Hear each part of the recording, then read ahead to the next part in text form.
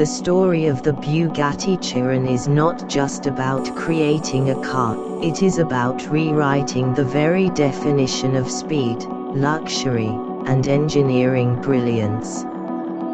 When Bugatti announced that they would follow up the legendary Veyron with something even more powerful, the automotive world was skeptical. After all, the Veyron was once declared the greatest car ever made, breaking records and setting benchmarks no one thought could be surpassed. Yet, Bugatti had no intention of merely making an upgrade. They wanted to build a machine that redefined what was possible for a road car, and so, the journey of the Chiron began. The vision was not just speed, but unmatched stability, comfort, and beauty at over 400 km per hour, something no one had dared to dream before. The Chiron's development process was one of the most secretive and ambitious projects in automotive history. For years, Bugatti's team of engineers, designers, and aerodynamicists worked in absolute silence behind closed doors, determined to craft a successor that would not just replace the Veyron but eclipse it. Every detail mattered, from the way air would flow over the car at extreme speeds to the smallest stitch in the leather interior. They tested new aerodynamics in wind tunnels for thousands of hours, experimenting with shapes and curves that would allow the car to slice through air without sacrificing stability. Even the headlights were designed to double as air intakes, channeling air efficiently into the massive engine bay. This was not just design, this was artistry meeting science. At the heart of the Bugatti Chiron lies its crown jewel, the monstrous 8.0-litre quad-turbocharged W16 engine. Developing an almost unimaginable 1,500 horsepower, this engine is unlike anything else on the planet.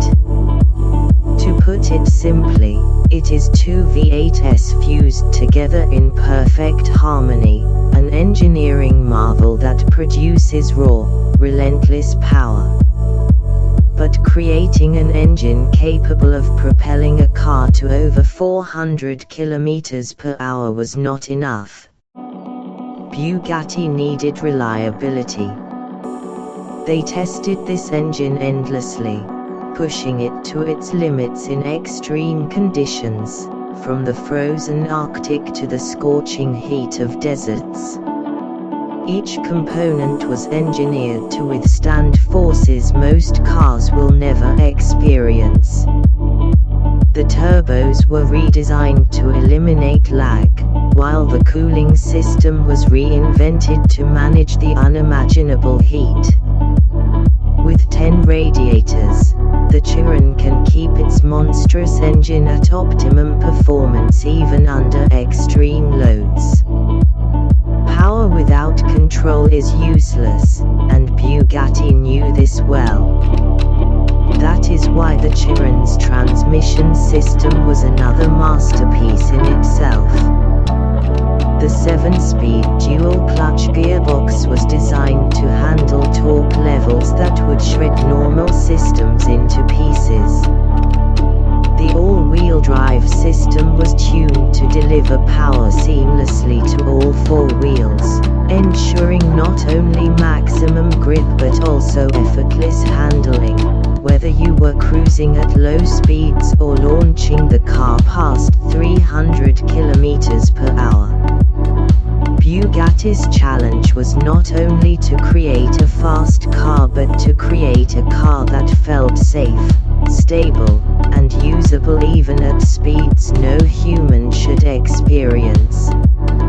And they achieved this balance with brilliance. But speed also requires stopping power. For this, Bugatti equipped the Chiron with the most advanced braking system ever installed on a production car. Massive carbon ceramic brakes, larger than dinner plates, provided the stopping force. But it wasn't just the discs. The car itself became part of the braking system. The rear wing, a masterpiece of active aerodynamics, would rise to act as an air brake, creating drag to slow the car instantly. This combination meant that the Chiron could go from 400 km per hour to a dead stop in less than 10 seconds, a feat as impressive as its acceleration. While the outside world marveled at its power and performance, Bugatti refused to compromise on luxury. The interior of the Chiron was unlike any other hypercar. Where rivals stripped down their cars for weight savings, Bugatti ensured that drivers and passengers experienced unmatched comfort. The cabin was wrapped in the finest leather, carbon fiber, and polished aluminum.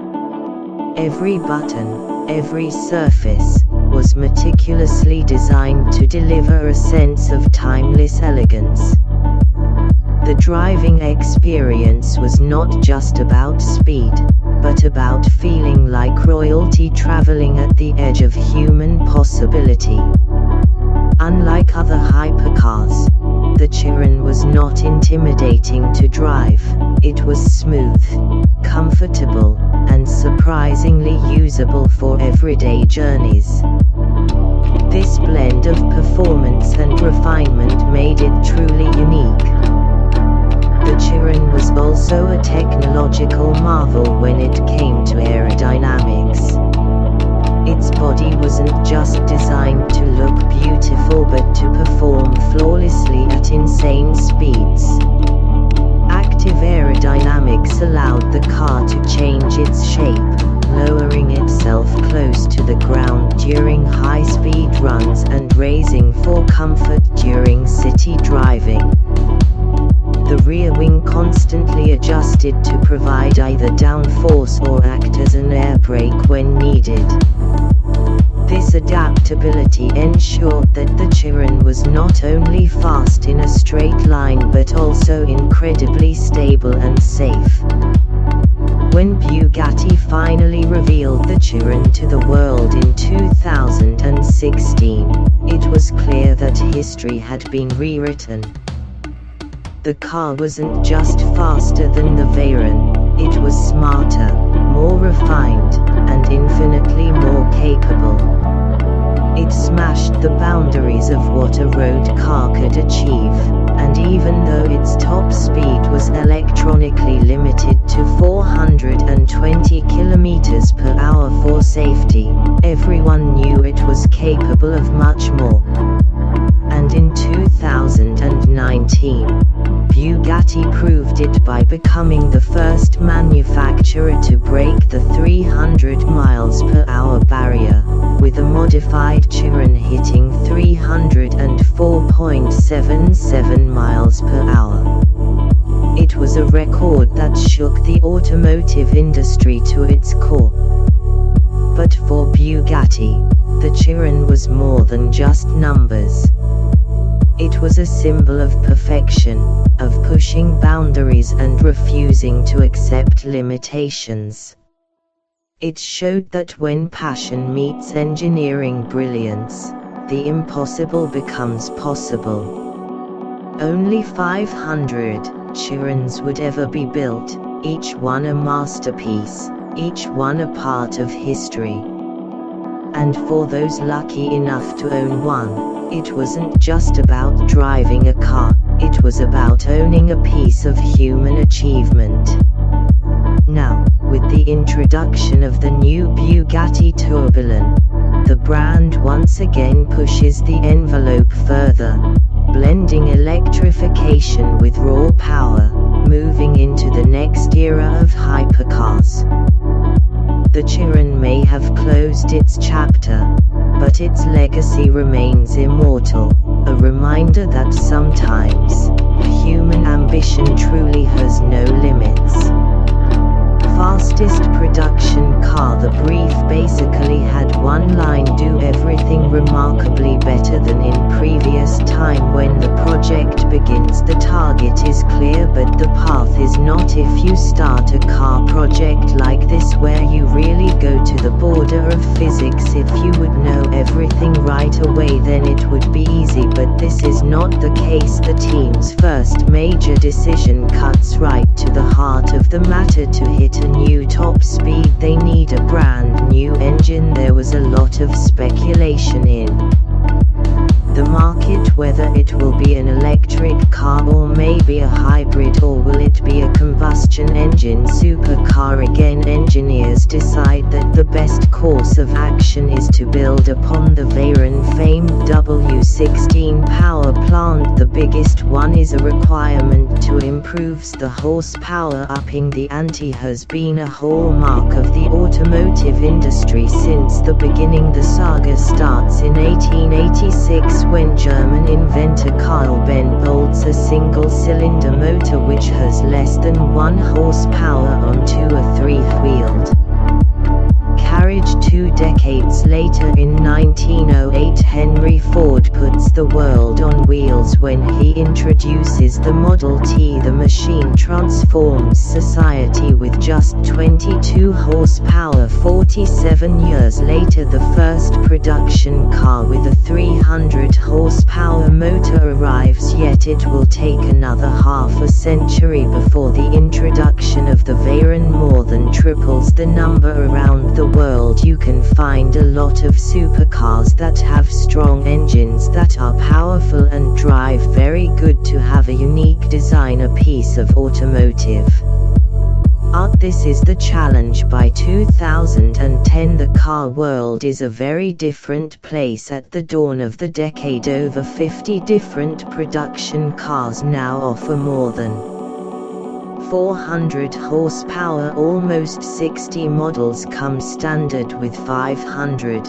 plus horsepower engines, and around 20 more machines have motors producing over 600 horsepower. It is the golden era of the combustion engine. Well, I think competition makes our life a little bit easier. You also can get a spirit from your competitor cars. Where the Veyron once stood all alone, now there are at least 5 different hypercars capable of producing over 800 horsepower and hitting top speeds in excess of 340 km/h. The automotive market is the most challenging industry we see around the world. It's highly developed and there are thousands of creative guys thinking about new technical solutions. The Chiron is perhaps the last best hyper of its era and the zenith of the internal combustion age. It's the last real combustion engine in this horsepower level because it's very complicated to make 1500 horsepower as a combustion engine in such a music car. The man pushing the limits of combustion tech is Wolfgang Derheimer. The CEO of the brand started all on motor size. I was probably 11 or 12 years old and I saw these guys racing and jumping and I decided this is what I'm going to do. When I'm a little bit older, Derheimer quickly realizes that his gift isn't piloting a machine but rather designing it. I can practice day and night, I never will be a world champion, so I thought it's better for me to focus on the technological side. The desire to become an engineer leads him to Munich's Technical University where he wins a full break scholarship, yet it's an idle flip through a motorcycle magazine that changes his life. I read about a problem with racing motorcycles and I thought, This is a good subject to work on. It's the start of a remarkable engineering odyssey. I got a call from Posh. Do you want to become the product line director for the 9/11 AM? Year and a half after landing the job, Der Heimer is running Porsche's entire R&D department. Honestly, at the beginning I couldn't believe it. I thought that this is the max you can reach as an engineer. It's fast, it's the 911, and you think there is no possibility to peak it again. One phone call later, that sentiment changes when Daimler is offered the top job at Bugatti. I would say it's secret of lucky questions. Thinking about the Bugatti offer and knowing this car, you again realize there is always room for music. Improvement that starts 3 years earlier. The last iteration of the W6 produces 12,200 horsepower to exceed the Veyron top speed. Engineers calculate that a new engine needs a 25% increase in power. That's equal to the entire motor in a normal car. We defined very early in the project that we need 1,500 horsepower. 15,500 horsepower motor would be the most powerful engine ever built for a series production car. Music. The power plant takes a long time to engineer, but only 6 days to actually put together. 95% of the power plant is new, but it's the 4 turbochargers that are the key. When the engine is first fired up, only 2 of the 4 turbos kick in, but once the engine hits 3,800 revolutions per minute, the other pair spin into action. The result is an engine that produces maximum torque. Over 70% of the power range. The extra power creates another challenge, namely how to cool the new motor. So the team develops a new water pump that's capable of circulating 800 L of coolant. That's close to 10 average bathtubs, and at full speed the pump moves that much liquid through the entire engine every single minute. Once the prototype engine is complete, they take it to an advanced test bench where they discover yet another roadblock. When we put the engine at first on one dyno, the dyno was overheated and it breaks. To check their creation, the team has to build a new facility to prove the engine's metal. They run it for 25 hours straight at full throttle. Music. Were it on the road, the power plant would have traveled from Vberg, Germany to Phoenix, Arizona. Heat management is a big challenge for such a car. If you have a combustion engine with 1,500 horsepower, you have more than 3,000 horsepower. A heat reaction 3,000 horsepower is enough energy to run an average house for over 2 months. Finding a way to dissipate it comes down to the stroke of a pen and a cut-off. Music. Line Team Bugatti has just settled on a preferred engine configuration for their newest supercar. The question they now face is how to wrap it in a beautiful exterior. New and next Bugatti is not done like that with a finger snil. It occupied me day and night. Obviously in a designer's head is you know what's next. A key man, it is the man tasked with reshaping an icon and keeping a brand alive. I worked on this car for more than 10 years and there were various proposals that I did here in the studios, hundreds of sketches and models that we did. It was a big part of my life. It was a big gamble on my career as well. Akeem's path to a pen doesn't begin with art but rather an education in the pits. International field of crack motorcycle racers gets off to a fast start. My personal theory is that you come to car design from 2 ways. Either your parents are architects, designers or artists in the broader sense, or you come with a motor virus. My father was a motorcycle racer in the 60s. I grew up in the pit lanes of the Grand Prix world. Most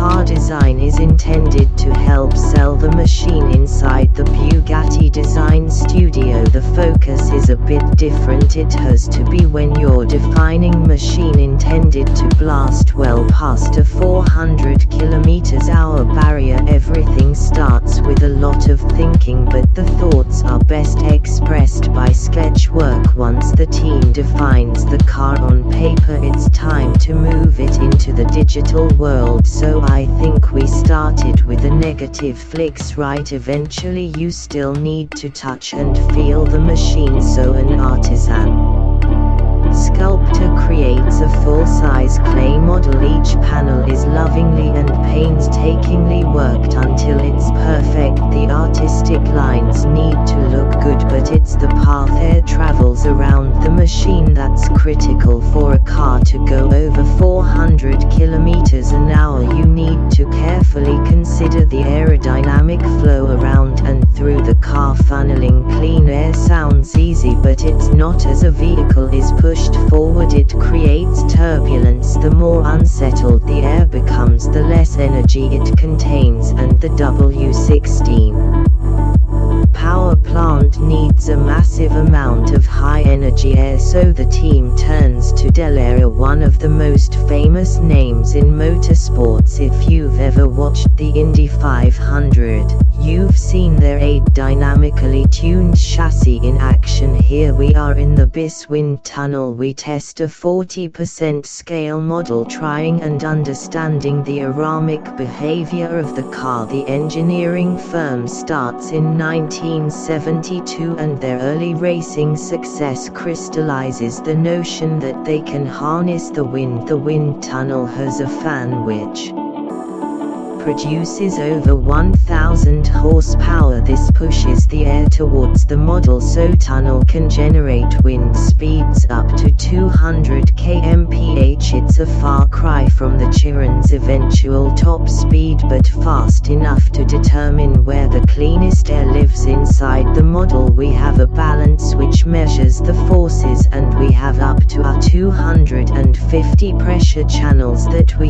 use to acquire the data. The relatively tiny scale model helps aerodynamicists measure airflow around the car, and even inside it, it's difficult to keep a car on the road when you go above 400 km/h. Just compare that. An Airbus is lifting off at around 280 km/h. The team discovers that the air that wraps around the top half of the car arrives at the intakes with 95% of its pressure intact. It gets sucked and dives into the air intake here, leading directly down into the engine compartment. The technical insight leads to a distinctive design solution. It's one of those sort of your moments when you realize that the technical necessities are actually driving you towards a design solution that is unique. It's almost like there's certain inevitability in this kind of design. This is probably the best indication and illustration where you can see for following performance at work. Once the team solves how to get the cleanest air into the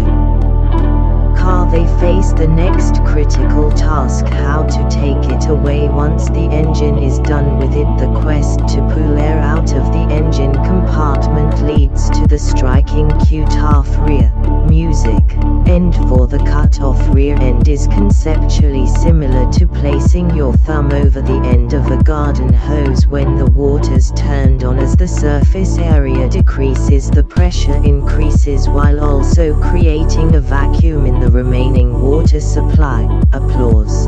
The back end of the car works the same way. It creates a sub pressure zone directly behind it for 1.5 m, and it sucks out all the hot air from this whole engine compartment here, channeling air around the 1500 horsepower engine. Is just the start. When you're trying to build the fastest production car in the world, you've also got to cool something more than twice as powerful. The Chiron's 16-cylinder power plant generates 1500 horsepower, pushes the machine to a planned top speed well over 400 km per hour, yet going fast is just half the battle if you want to stop the car. Out of 400 you need 4000 horsepower, so that means this thermal energy you have to get out of the car somehow to cool the car's brakes. The team literally attacks the problem head on. We have an integrated brake cooling air duct in the headlamp which leads high press air directly onto the brake like the Veyron. The Chiron combines mechanical brakes at each wheel with an air brake at the back. If you start braking from 400 with this air brake and the mechanic brake, you can have a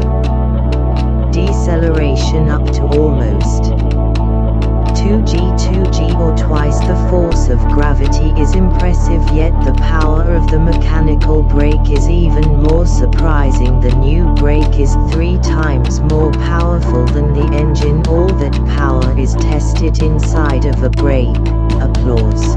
Dyno. Keep note of when you're blazing a new high-performance trail. A big engine and powerful brakes aren't enough. You've also got to develop a new set of rubber. We said it's going to happen, but I don't know how. Today Michelin starts designing a new tire at their state of the art facility in Clermont-Ferrand, France. The massive proving ground houses a high-speed circuit, a one-of-aimed wet track and enough pavement to make a tire shriek in terror. What tires where you have, let me say, a guarantee you have lifetime, including traction and high-speed conditions on the long distance with just months to go before production starts. The guarantee is so critical that it needs to be written an ocean away inside Michelin's aircraft tire test center in Charlotte, North Carolina. It's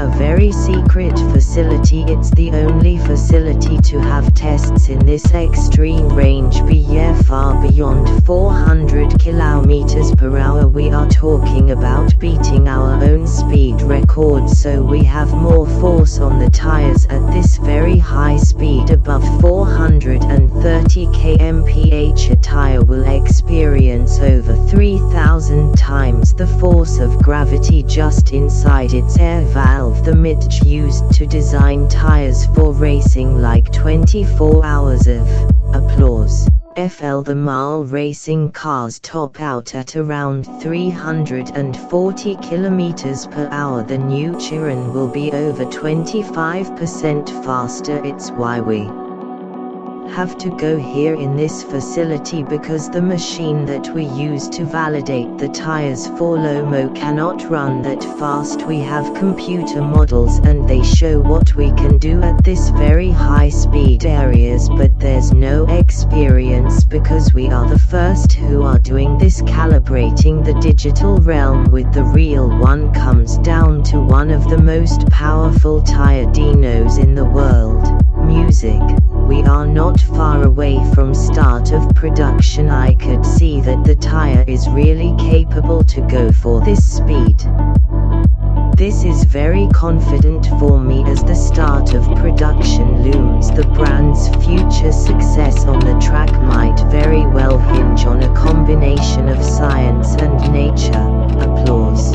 After nearly a decade of deliberation, Bugatti has finally chosen a path for their new supercar. They've built and tested a 500 horsepower motor designed in exterior shape with optimal airflow and engineered new brakes and tires. Yet the race to the finish line has just begun. This is an outstanding challenge that you need to cope with every day. When you work for us, there is no room to fail. Now the clock is counting down towards the delivery of the first machine, and the pressure keeps increasing. Ming is more important. Is this in the past? We sometimes colleagues, they forgot the birthdays of the children's. To succeed, the team must merge the artistic exterior shape with the technical requirements needed underneath. So the process starts that we have a styling idea for the car, and we have a technical vision, style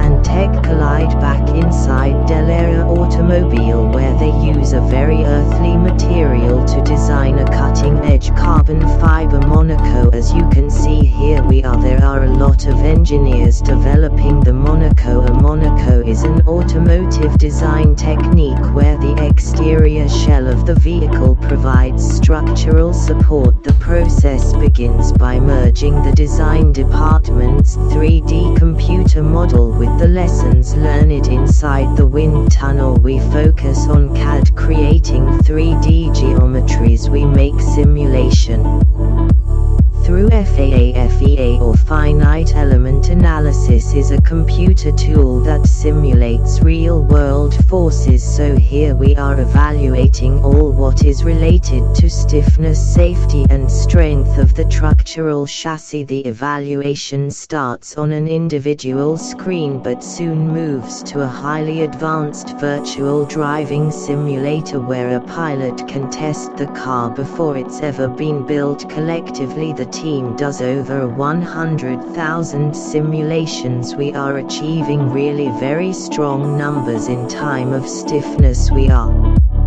speaking regarding a car that is more than 50,000 Newton-meter. A vehicle with 50,000 Newton-meters of stiffness is so strong that if you placed two average minivans on top of the left front wheel, the right rear wheel would only go up by 1 degree. The fundamental idea behind the machine's stiffness isn't new tech but rather nature. The architecture that the team uses is similar to honeycomb. You have one skin of carbon honeycomb and then another skin of carbon. This is called sandwich structure that is typically from aerospace. Inside an aerospace grade clean room, 50 artisans handcraft the honeycomb structure where it takes 150 layers and over 1,500 hours to assemble a single music Monaco. The process begins by layering carbon fiber sheets in a mold before curing the unit inside an autoclave that bakes the Monaco at 135 degrees C for over 15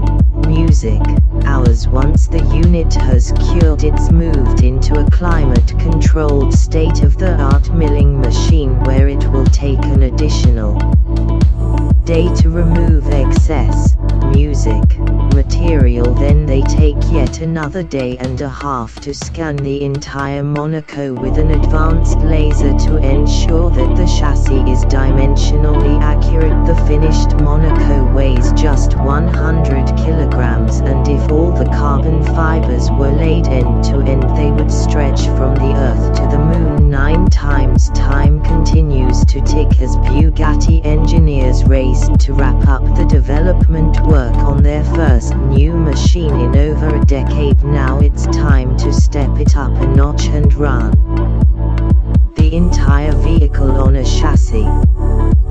I know we need to do testing before road testing. That means test rig testing. This rig could show all the forces and torques which are coming to each wheel, moving the complete car on the test tree. A 3.5-week run simulates nearly a year on the road. It's also the first improvement of the durability, and to check really is the stiffness as simulated. Few people know the new Chiron inside and out quite like Chief Engineer Billionaire. I could believe it, I really have to say, because for each Engineer, it's a dream. Nobody think really it's possible that you can get such a job. Amazingly, Netish's gift for engineering doesn't start at the track but rather in the dirt. He leads VU's pickup truck project in former times. After my study for mechanical engineering, I start for trucks. Nil and his team take prototypes for their first major public voyage across the Alps. It looks like fun but is in fact a valuable tool for defining how far the project has come and how far it still has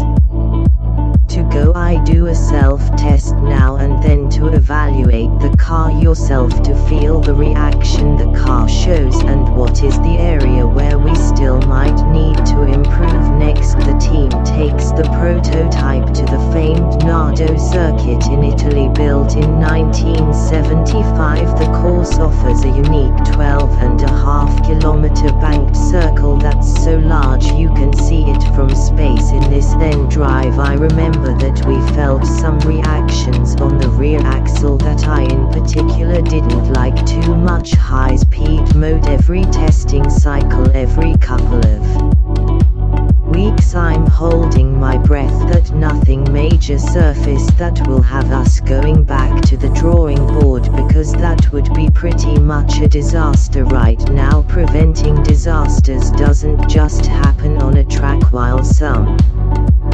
prototypes are built to be run hard, others are manufactured to ensure music perfection. Welcome to IndyCar, a master at high quality artisanal small batch production. Here the Chiron's interior is painstakingly put together. The craftsperson assembles an individual panel. Next they install the piece on a precise modeling bug to ensure a perfect fit. Finished interiors are shipped nearly 550 kilometers to France. There are just a few weeks left and the Bugatti Atelier is in full swing, building the final prototypes. Last step before start of production, everything is assembled by hand. You have no robots in the atelier, only people. We are assembling the car in a box like in a Formula 1. Music.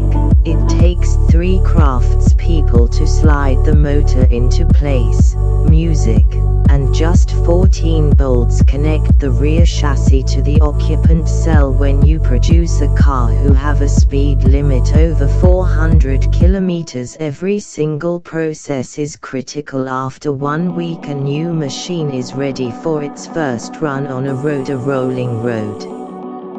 We are making here all the road test to make the running in of the brakes, for example. Next they install the curved sides, which are the largest carbon fiber body panels in the automotive world. Then the doors go on. Front quarter panels and rear engine cover. The level of detail is nearly unmatched. Once the exterior is in place, they are ready to fit the handcrafted interior elements. When you're building a 2.4 million euro machine, authenticity is the applause key. Finished prototypes head directly to one of the most unusual testing facilities in the world and the only place on earth where the team can push the edge, the high performance envelope. Welcome to IA Line, one of the most advanced and secure automotive test sites in the world.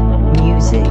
This is where the Chiron will either get its stamp of approval for the start of production or send engineers back to the drawing board. Is my office. Our office here is holy ground for high performance automobiles. This is the only place on earth where car brands can push their machines safely towards the 450 km/h barrier. What is special here in ERA is really to have the top speed area. Engineering is often a marathon-like battle of measured steps before the team can go flat out for the world record. They need to incrementally prove the machine. Today the goal is to cross the 400 km barrier for the very first time. This test now is really the final one for our team, where we approve really it's possible. Or music. music. Not with the clock counting down towards production, the team can't afford any setbacks. High-speed stability tests, because now we drive up to 400 kilometers per hour, and for this we have to go very on the safety side. Step by step, small changes can have a big effect on the track. After a few laps, Loris returns to the pits. He can't cross 400 kilometers per hour because the rear wing isn't deploying correctly, and if the team can't get the job done, serial production can't begin. I was telling them that I was doing some strange maneuver up on this banking before Loris leaves the pits. The team reworks the deployment control software. Try again. Should I start the engine? Music. Yeah, we're just checking the situation of the wings. Okay, in a good shape, so that means as an engineer I'm still concerned that everything is working in a perfect way. A few laps later, Loris gives it another go. A fast lap in the Chiron is a really fast lap. The world is flying when you are in the car above 400 km per hour. Everything needs to work out according to plan. It's taken Bugatti over 200 sets of tires, 5,500 laps at era, and over 100,000 kilometers of testing to get to this point. Now all they have to do is successfully drive past 400 kilometers per hour so that the engineering team can give the green light for production to begin. You don't do it just in between two appointments during the day near max velocity. The Chiron covers over 120 mph. That's nearly the wingspan of two 747s. Every second, years of engineering succeed when Loris eclipses 400 kilometers per hour. His exact speed remains a trade secret, but it's fast enough for the engineers to give the go-ahead for production to begin. We work very strong to improve each small detail, and now you can see here. Have you a look on this such up, but the feedback is very good from the driver. After years of late nights and hard days, the team has achieved the first step in their quest. Music. They can finally deliver the very first all-new Bugatti in over a decade. Was really a big challenge, a lot of stress, a lot of problems what we had to solve. If you have a very big stone on your shoulder and you can say, oh no, I'm really on the top. How I achieve this? I always used to joke my colleagues are doing 10 cars in a year and I do 1 car in 10 years, but it paid off and I'm so happy that it's sitting here today. The machine is now built, but the brand's date with high performance destiny remains. Only time will tell if Bugatti can best their very own world record for the fastest production supercar ever made. I'm thinking often about this record, but I'm confident that we can do it. We know that we are on the B physics. Since the early 21st century, Bugatti has been the benchmark for sheer power and raw speed in the automotive realm. Their newest machine aims to go even faster and push the boundaries even further out of reach. We wanted to demonstrate the world how fast you can go in a road legal car, and we are ready to challenge the rest of the automotive world to beat us. And there are some guys around that already tried it. We really enjoy the competition. It's like in racing. Racing alone is not that fun, but if you have some guys that give you a hard challenge, then life becomes interesting. The Bugatti Chiron, a handcrafted masterpiece, an engineering marvel, and perhaps the zenith of the combustion engineer of the automobile. Uber expensive cars. They are beautiful, and depending on your interpretation, they certainly make a statement. But history has shown they have a completely different role. They inspire design and technology for the subsequent 20 years after their introduction. Let's get the name, rank and serial number out of the way. Right. It's top. This an entirely new Bugatti, which, if I'm doing the math correct, comes around once every, say, 10 years, at least in modern times. This the Turbulent. Apologies if I have mispronounced that name, but this. It's not going to be our usual tech review, where I give you, like, the bullets and numbers and we talk about, like, the cool mechanical bits we're going to geek out. This is going to be old-fashioned car nerd kind of stuff. So really what is it? This, believe it or not, is a plug-in hybrid. But unlike a Toyota Prius Prime, this it is a tour de force. It's like a river, well, tow on steroids. It takes what the river though does in concept and kind of blows it away, or I don't know if I can say this nicely, kind of craps on the doorstep of the river. Well done. And there's a couple of reasons for that. First and foremost, just look at it. This from a design perspective, it is a thing of beauty. And really, video and pictures don't do this car justice. The first thing you notice, it is significantly lower than the Chiron that it replaces. And they do that through a number of different tricks here. Number 1, there's some changes on the interior. We'll get to that. But overall the car is lower, which changes the proportions. Like you look at the wheels, come over and look at the wheels. This is the car nerd stuff. It's 2021 in the back, like the base level also, or like a base 911. But look at how much bigger they look here because the car is so much lower. Like my 911 is like a pickup truck up here. Now, this is where we get to the point. We have to discuss some details. Because the details of function dictate the design. Like if we look over here. Yeah, we said the thing is lower to the ground, but the designers in Moleskine, they had to come up with this whole idea of how do we make the frontal impact. Basically what meets the wind, how do we make that smaller? And this they took some design inspiration from birds, specifically falcons, which I had no idea. That's the first this animal on Earth. I thought it was a cheetah, but, force me. And so they've made this look like the profile of a falcon bringing its wings inside. Basically diving into its prey.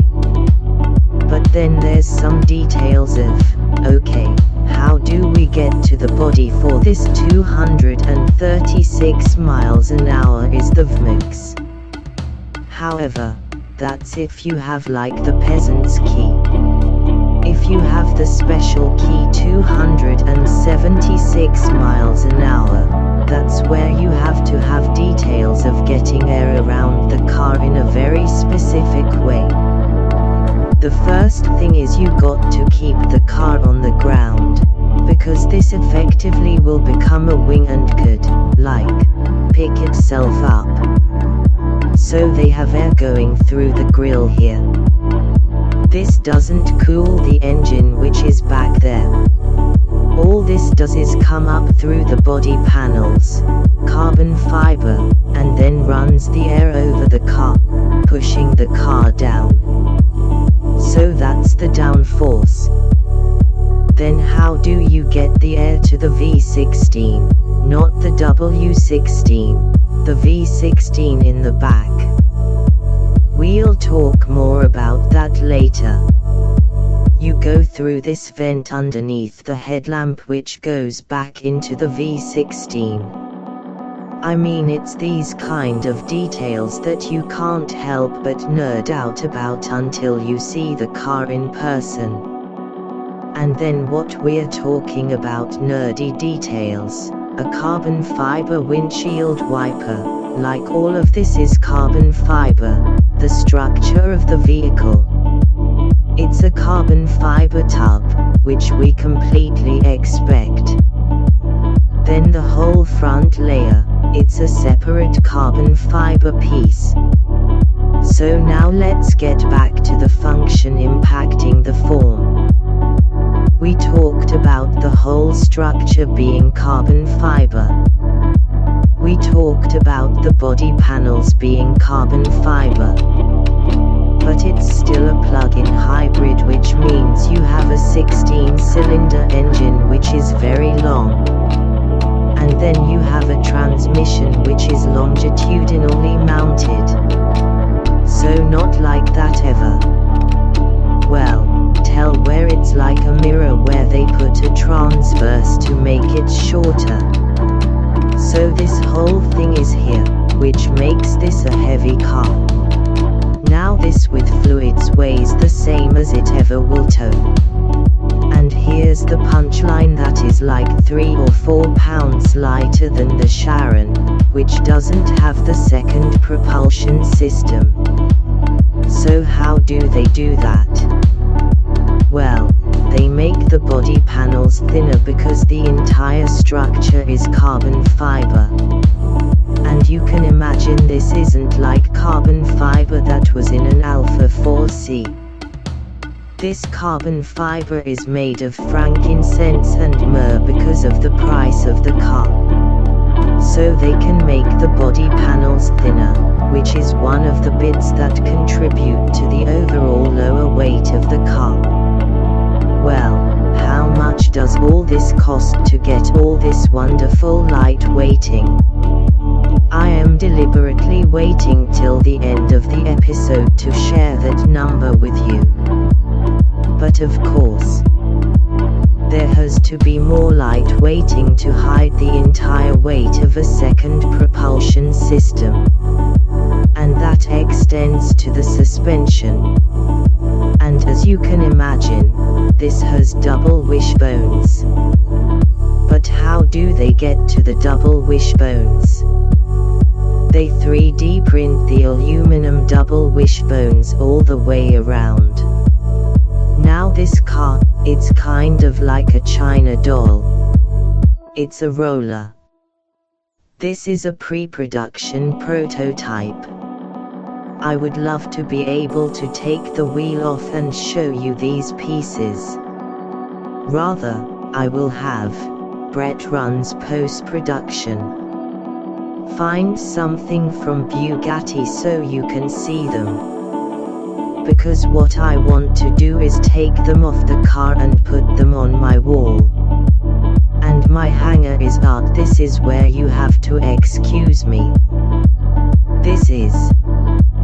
Where am I cornered? My aviation nerd and my watch nerd all just collide because it's all here. Let's start with the aviation stuff. There are toggle switches. Actually, there are no screens that you can see. There's a screen, but it pops up here. Vertical and then flips horizontal. And the only reason they have it is because legally you need a backup camera. That's it. Everything else is through toggle switches and beautifully knurled knobs. So the aviation part of it is you even have toggle switches up here on the roof. But this is doing two things. It's not just reinforcing, oh my god, are you a Navy geek? It's reinforcing a long-held Bugatti design trick, which was started by the Atlantic where, like, literally two pieces came together because of function. That was the only way to bind those two pieces. So here the rendering it by the spine of the car, which does culminate with the center high starting out in the back. But here they even duplicate it on the inside where it's repeated all the way here, separating the driver and the passenger. Like, I kind of need a moment here. Then the console itself, where they've gone to the lengths of hiding the screen. They have this is aluminum and this here crystal, and then you've got knobs for the VAC, for the audio, and even more toggle switches down here, and then a toggle switch for putting the car and drive, and then even a toggle switch for the heated seats. But that is not the base. The resistance, the piece de resistance sits in front of you. And this is where my watch nerd comes out. This is like praying at the altar of time. Art. This is 1, 2, 3, 4 different watches, the name of the car. Again, I could be butchering the pronunciation tourbillon that goes back to Swiss watchmaker. You can see the movements, like if you look at the back of my watch, you can see the movement of my watch here. You get that here. Now the car. We haven't discussed the propulsion system yet, but you're talking 1800 horsepower, 1000 of which comes from the gas engine. 800 comes from the EV. You look at the outside of this dial here. That goes up to 1000. The inside goes up to 800. So it renders the horsepower output like a Swiss watch. Then you have all of the movement inside of the speedometer, and in the center that's the tachometer. And then you have the EV meter, which tells you how much battery range you have left. That's rendered like a Swiss watch. And if that weren't enough, the steering wheel, notice this is the airbag. There are no stalks connecting the airbag to the steering wheel. The steering wheel is connected to the steering column at the hub, so look at it as you turn it around. Now granted, this car's still a pre-production prototype. So you got a little bit of movement here. But this it is otherworldly. One of the small detail.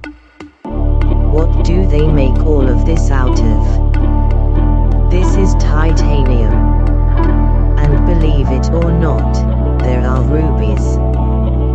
The red. You see rubies. And then these on the finished product will be blue anodized. Okay. So I'm going to try to put aside my watch geek for a minute here. How do you capture all of the information from the EV side of this plug-in hybrid? That too is rendered by the Swiss watch. One of these dials here tells me how much range I have in my battery, and it looks like this. Then there are paddle shifters, this kind of detail. It goes to what the car is about a little bit behind the scenes. I drove a Rolls-Royce Blackbird Spectre here. Lovely thing. Especially the Salamanca blue, but that has too many screens. The interior is awash in screens which will date that car probably in 3 years. This gets back to how do we inspire design. Like we talked about the top of the episode in its details like that, combine it with light weighting that extends to the interior. Even where I have my butt right now, the seats. It's not that, it's just carbon fiber in support. The seats don't move to get into position. There are adjustable pedals now. Granted, the back angle can be adjusted. The reason why the seats don't move is they took the tracks out of the car, so the seats can sit lower, so the overall car can sit lower. So you get the benefit of lowering the weight. So no electric seats, but you also get the aerodynamic benefit of the vehicle being wider and lower to the ground. Now, while we're on the ground, you kind of want to look up. You want to see outside. Granted, visibility not created. That's why you need to screen here. But they do offer this detail. It's one of the options they had in the Chiron. We have the sky view roof, so the top of the doors would be glass as well. Okay. I don't know if I can say that I saved the best for last, but this is the car part. So if you're familiar with a Bugatti, you are familiar with a W16. Why did they go to a V16? Well, that's naturally aspirated. There are no turbos, so they've decided to make it a V16. They punched it out to 8.3L. So just kind of giggle when I say that. And then it has an 8-speed dual clutch transmission. Okay. What about the plug-in hybrid side of it? There you may remember we talked about the awesome motors in the Revelation. Well, this is not. Yes, some motors Bugatti, if you remember, is now partnered, or really it's run by Matt Remax. And they do the motors in-house, as you can imagine, homegrown. There are 2 motors in front, 2 transmissions in front. And then there is an integrated starter generator motor in the rear. So like, for example, you put this thing in reverse. It's the rear electric motor. If you're running off just the gas, it's rear wheel drive. Otherwise, if you're running in full plug-in hybrid mode, it is all-wheel drive. But this is where we get into like ridiculous car nerd details. Yes. The V6 engine was developed by Cosworth. But there's more. The intake plenum, like that turbulin, I want to steal and put on the wall of my hangar. Why not? Because it says Bugatti, not because it says V16, but it has the firing order mounted on the center of the intake plenum. Like that blows the car. Nerd mind. If that were not enough, the throttle bodies are like little jewels. Like little pieces of jewelry that sit and feed the plenum. Then on top of all of that, there's no glass. This is kind of a theme we're seeing that ever. Well, Theo has done this. Ferraris have done this. So you look in and you don't see it.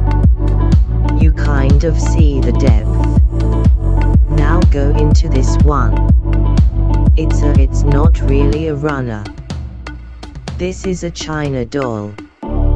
So you don't see all the details of the finished product. When this thing comes out, I'm probably going to spend a lot of time just ogling this. And then we talked about this center high mount stop lamp. Then of course we talked about VMix. Right. So you got to have some sort of active aero. Now one would think the brain in the car would have to deploy the spoiler to get anywhere near 400 kilometers an hour. Sounds better in kilometers. An hour is vmix. The long would be wrong. That's what we get to the diffuser, which is probably the most beautiful part of this vehicle. The diffuser is unlike other diffusers. Those are usually like tacked on an afterthought to somehow channel the air away from the car. Remember, the whole point of a vehicle like this and all sorts of fast cars is you want to get the air around the car as efficiently as possible. That's also underneath the car. This diffuser, part of the structure of the vehicle, goes all the way to the back of the passenger compartment. Why is this important? The channels it creates are longer and wider, so bigger so it can channel more air. And by channeling more air, it creates downforce underneath the car. Hence no reason to deploy the spoiler and create more drag.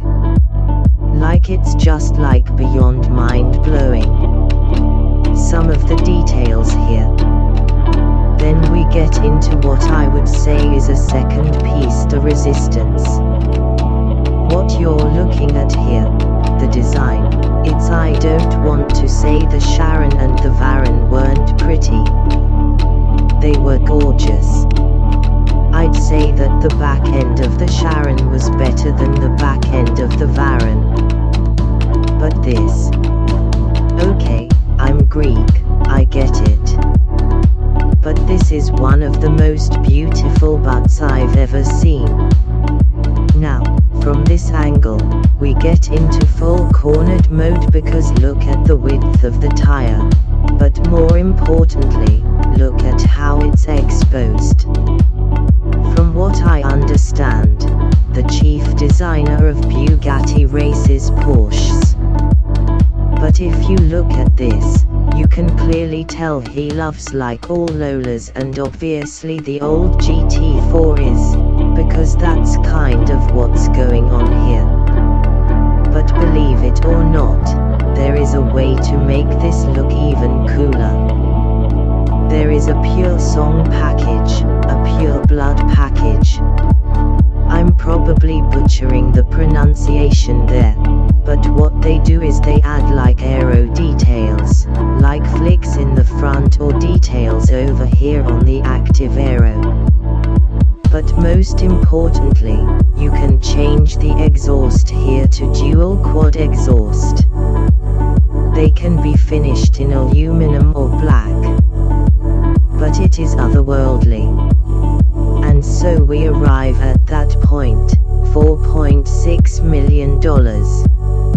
Now, before we descend into all the pearl clutching, a couple of data points. Number 1, they are only going to make 250. Number 2, all of them were sold out when the car was announced. Now that we have that out of the way, there were 2 lessons I took from this rather unique experience. First and foremost, I spent some time with the chief marketing officer of Bugatti while I was there, and yes, we talked about the car, but we also talked about the whole ownership experience of a car like this. Now, anyone that has an enthusiast car understands like OEM events and car club events and all that kind of stuff. I do that with my car. I'm kind of lucky enough to glom onto the Ferrari club, and they get me into these military car shows. It's a wonderful way to kind of share the car hobby with all these different people, especially those that ensure our freedom. But the Bugatti folks, they do something entirely different. One example was they do a runway run with their cars. But instead of like renting out a private airport, they go to Cape Canaveral and drive their cars, where the government launches space vehicles. And then, number 2, they do a whole deal with to take the car on the track. Now they could go and say, oh my god, we're going to drive our car on the Bahrain F1 track. That would be easy, right? But instead they picked Las Vegas, a temporary track. They go to the organizers and say, hey, can we drive our cars on your track before the race? Car drivers drive their cars and they said, okay, I'm sure there was a huge, big to pay, but these are the kind of special experiences that come with a $4.6 million car. Now go ahead in that free pocket. Pay extra for it. But you see where I'm going. The second lesson, and this is far more important. There's a timelessness to this car. You don't get it until you see it in person again. I'm not a Bugatti guy. It wasn't until I saw this car. Why? Because when you see this thing in person, you totally get it. You understand it's not about technology, it's about timelessness first, and technology to enhance everything about timelessness. Like, for example, those 3 electric motors are homegrown by. It's not the some motors like in the river. Well so. And that's what we arrive at the wish list. But not for Bugatti. Rather, every other OEM is trying to make a fancy, bespoke performance. Whatever kind of car that's trying to be important, timeless or be some sort of a milestone. Take the lesson from the Bugatti: don't put technology in a car for technology's sake. As a matter of fact, try something different. Maybe you can't afford to do a couple $100,000 IP, which is probably what that turbulent cost. Rather, how about calling like IWC, Breitling, somebody like that to make gauges for your super hyper performance car? And oddly, this is the point where cars like these are more like sports rather than automotive, and that their creators are thinking where the puck is going. In this case, the collector car market. Think 25 years in the future are auctions.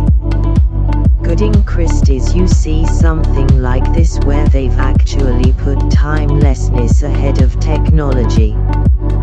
You think back to when the car came out and say, that still looks good today, but I'm just one man.